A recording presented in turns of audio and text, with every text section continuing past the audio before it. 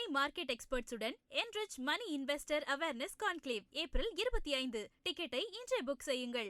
விஜய் தினமும் பரப்புரை செய்யவே விரும்புகிறார் எனவும், ஆனால் பிறருக்கு விதிக்கப்படாத நிபந்தனைகள் தாவேக்குவுக்கு விதிக்கப்படுவதாகவும் அக்கட்சி பொதுச் செயலர் ஆனந்த் தெரிவித்துள்ளார்.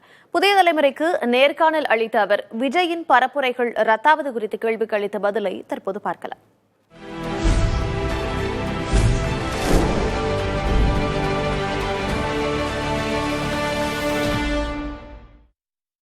இன்னொரு விஷயம் சார், இப்போ நீங்கள் சொல்கிற மாதிரி திரு விஜய் அவருக்கு இருக்கிற கரிஷ்மான்றது, ஆனால் பல இடங்களில் அவரால் பிரச்சாரம் செய்ய முடியாத தன்மை, ரத்து பண்ணுற தன்மையெல்லாம் பார்க்குறப்ப உங்களுக்கு அந்த பிரச்சாரம்லாம் ஒழுங்காக நடக்கலைன்ற கவலை இல்லைங்க. நீங்கள் எப்படின்னு பார்த்தீங்கன்னா, அது காவல்துறையும் எலெக்ஷன் கமிஷன்லேயும் நம்ம கடிதம் கொடுக்குறோம், ஆப் மூலிமா எல்லாம் பண்ணுறோம்.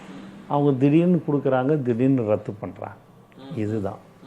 ஸோ வேறு ஒரு காரணமும் இல்லை. டெய்லி அவர் பிரச்சாரம் பண்ணுறதுக்கு போகணும் பண்ணணுன்றதில் தான் இருக்கிறாரு. பட் அந்த மாதிரி அவங்க கண்டிஷன் போடுறாங்க. எங்களுக்கு மட்டும்தானே பல்வேறு கண்டிஷன் எங்களுக்கு மட்டும்தான் இருக்குது. மற்றவங்களுக்கெல்லாம் அந்த கண்டிஷனே கிடையாது. தாவேக்கு பொதுச் செயலர் ஆனந்தன் விரிவான நேர்காணல் இன்று பிற்பகல் 2:30 மணிக்கு ஒளிபரப்பாகும். முன்னணி market எக்ஸ்பர்ட்ஸுடன் enrich money investor awareness conclave April 25. டிக்கெட்டை இன்றே புக் செய்யுங்கள்.